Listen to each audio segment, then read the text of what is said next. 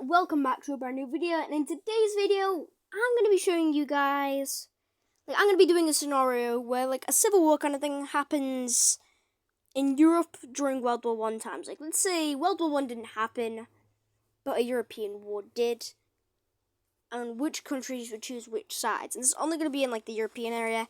Yes, I know Russia's not a part of Europe, but I thought just for the scenario, because the USSR Civil War, which will be happening, by the way, is going to be happening. I feel like they can still be included just for this video. So, yeah. This is all going to be centered around Germany. So, yeah. Germany declares war on France, which isn't such a good move, and here's what countries are going to be choosing what sides. Obviously, the UK is going to be joining in on France's side. And with the UK joining, since, Portugal and the UK have the longest alliance in the world, longest relations in the world, they'd probably be joining on the side of the UK, just out of spite. Now, Serbia would probably also be joining in on the side of the UK and France, for obvious reasons, in World War I. We could also see Greece joining in on the side of the blue team in World War I. Probably Sweden. Now, Sweden. I know Norway would. Wait, no. No, No. Yeah. Denmark would, of course. Denmark, literally. I mean, Denmark does not really have good times when it comes to Germany. Yeah, the Benelux region, probably that too. Now, I said all of Europe, but, Switzerland, we gotta give them an exception, though, Switzerland. Even in World War I. Yeah.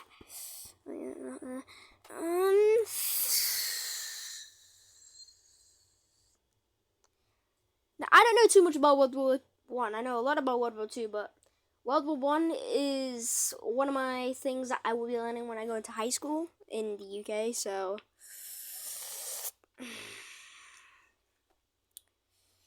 I mean, you see, Russia did get invaded, and Germany would probably still invade Russia, so yeah, they're going to be on the blue team. Pretty sure they're on the blue team anyways. Which would then probably pull in Norway, then Sweden. Well, no, because around this time, Sweden would probably join in on the red team, so would Austria-Hungary. Italy, of course, because that's what they do. Spain, they would do that too. Oh, yeah, Montenegro. No, these three countries, I don't know. The Bulgaria would. I don't know much. But just because it looks like the red team, I mean, the blue team's strong, but they're not as strong. So, yeah, there we go. Let's get on to the scenario. We'd probably most likely see Austria-Hungary. Sorry, I've also, the paint goes over the borders. I mean, I don't have that kind of thing. Yeah, we'd probably see Austria-Hungary and the German Empire. They'd probably cross over into the border. This isn't Ukrainian areas, but it's near it. Austria-Hungary would probably also make advancements down here, also pushing up here. Probably meeting around like this slithery snake, man. Slithery snake boy. Yeah, I am really sorry about this. I just cannot be bothered with it today. I mean, I don't have a lot of time to record or edit, so got to get this finished. Yep, this would probably happen there for the red team. Oh, yes, as well as Sweden. Sweden would most likely push up into Finland. But that's, the Finnish areas. Probably push up here and try and take Oslo, which they probably would be able to do pretty quickly. I mean, the Swedish army was quite stronger than the Norwegian army as they let them go from the empire, so yeah. The Swedish army would probably be pushing up around here like that. And the German army would also probably be pushing up into the Benelux region pretty easily, wiping out the Netherlands. Probably pushing into Belgium. They had a lot of military personnel in World War I. They'd also begin they'd probably also begin a very large advancement into France. Not France. And begin trying to push near Paris. We would probably see Spain push into Portugal with a little bit of their army. I mean, they wouldn't really need to put much into Portugal. Portugal is relatively, in history, been mostly weaker than Spain throughout a lot of history here. So yeah, we would see the UK trying to send troops over, but I think it would be too late. Also, just to note, the UK's overseas colonies and France's overseas colonies are not going to be included in this. It is literally just going to be in Europe. Europe is going to be the battlefield. But yeah, we would probably see most of the Spanish army.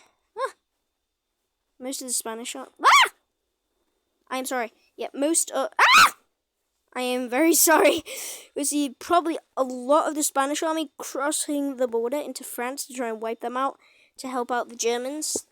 Oh, yes. I forgot about Russia. I can't remember what the Russian Civil War looks like, but this is what we're going to be doing. As the Russian Civil War, they conquered Moscow, which is going to lead to a pretty swift fall of the Russian Empire.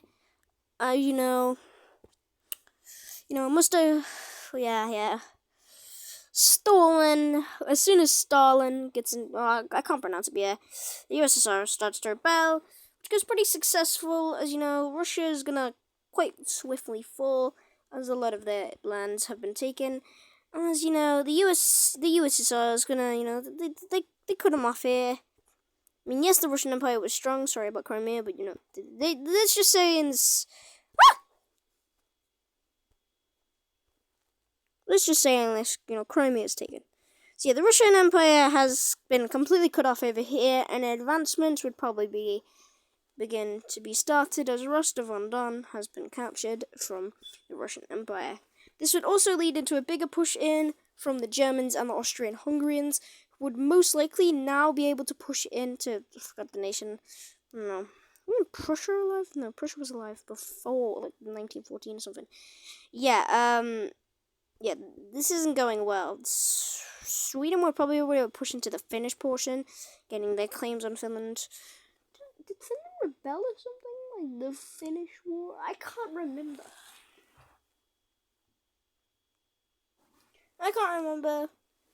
But it's gonna happen. Finland rebels against Russia's rule. They want independence. So Finland just takes what they had in World War II, really. Yeah, Finland rebels. Germany takes what they can before, then the USSR just kind of takes the rest. I mean, what is there to take for the other countries? So the USSR, they've literally wiped out one of the biggest nations on the board here. And yeah, now Germany can focus more assets in, but what they didn't expect was the UK to land on Deutschland. As Germany wasn't really focused up here and didn't actually think this would happen. So yeah, Germany, begins to send a lot of troops, but, the UK, France, France also begins a push into Italy, as Italy's military is mobilizing, because, Italy, they're probably going to lose. And this time, Italy cannot switch sides, because Italy has already chosen their side. When you choose your side, you choose your side. So yeah, why are my things getting so big? Yeah, Italy, they ain't prepared for this. As French troops begin pushing down, yes, I know the German troops in France will probably push up. Most likely capture Paris, but, Paris is probably captured. But France continues to stand strong as Spain continues pushing in. As UK troops most likely arrive in Portugal by now, saving the last of it. And, this is going to go a bit better for the blue team now. As UK troops arrive in Spain, this gives the Portugal and the British Army a chance to push into Spain. Now, yes, Spain was weak in Europe, necessarily. I think back then, the UK here still had a bit of Canada, St. John's and all that. They also had a lot of stuff in Africa. I'm pretty sure they still had the British Raj then as well. And then I think Australia and New Zealand were let go, but were continued as puppet states until World War II. So yeah, they actually have a lot more of an advantage on Spain, which just leads to a swift fall of Spain. Yes, this probably would take, if I'm being honest, it would probably take a month tops, actually. And Spain is not strong compared to the UK or France. So yeah, they fall. Sorry about the horrible painting today, I just can't be bothered. Which would then lead to a bigger pushback of British and French troops in France.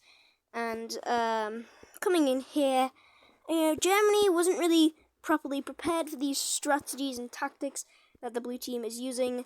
So now Germany is gonna, they are gonna start to fall. They started to get pushed into, which isn't good. I mean, they probably just remove all their troops from Russia and just give it to the USSR, which is what I think would probably most likely happen. Same with Austria-Hungary, because they're probably gonna help out, bro. Yeah, Austria-Hungary just gives out all the land they've taken to the USSR, really. So yeah, I am sorry for how horrible this is. I'm normally not like this. I normally have a lot of border go to me, but yeah, I cannot be bothered with this. So yeah, I mean, the USSR would probably be let to have peace, but Italy would probably most likely fall already. A bigger push into Germany would probably happen, which would lead to the fall of the country. British troops would probably arrive in Norway, which would push back the Swedes. The Swedes would probably get pushed back. Sweden would probably make more advancements into Norway, sending more troops, but the British and the French army that are arriving is just a bit too much for Norway, so yes. Sweden gets pushed into, and I don't think they really want to lose the war, so Sweden does a Switzerland and leaves the war, becomes neutral. Yeah, let's see, Montenegro. These guys never really got invaded, so I don't think they have a point in staying in the war. They would probably most likely just chill like this. Austria-Hungary, yeah, it's looking like the blue team's gonna win here. Yeah, the blue team's basically won. I mean, Berlin's been captured. Germany's down. Austria-Hungary's next on the chopping block, yeah. I mean, the USSR is not really going to fight with the Allies because, they were just a rebellion, so the Allies aren't going to get involved with that. Finland's also a rebellion, so the Allies aren't going to get involved with that. Sweden's left, so really, the Allies have won, if I'm being honest. The Allies have won. Thank you for watching the video. Peace.